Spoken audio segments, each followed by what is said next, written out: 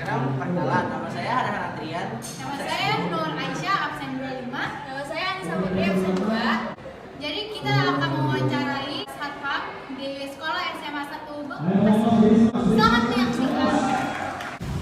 Oke Pak, saya mau nanya. Pertanyaan pertama adalah, apa profesi menjadi Satham adalah merupakan cita-cita Bapak dari kecil? Tidak. Nah, jadi skill itu ya hanya pekerjaan aja. Kenapa Bapak pengen jadi seorang Satham?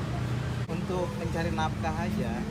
Ada nggak nih Pak pengalaman yang nggak menyenangkan jadi satpam itu? Alhamdulillah sih, kalau yang tidak menyenangkan belum pernah. Kalau profesi Bapak yang menjadi Satham ini udah sejak kapan? Di sini semenjak 2012 awal. SMA 1 ini Bapak pernah Kerja di tempat lain kayak gitu?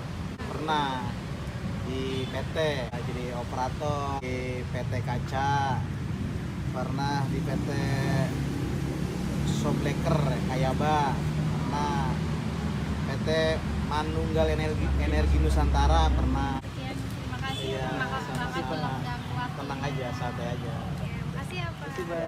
Sekian dari wawancara kami, kurang lebihnya mohon maaf. Wabillahi taufiq wal hidayah. Wassalamualaikum warahmatullahi wabarakatuh. Kan kami dari kelompok Kita ingin wawancara tentang tentang profesi. biografi. Ulang.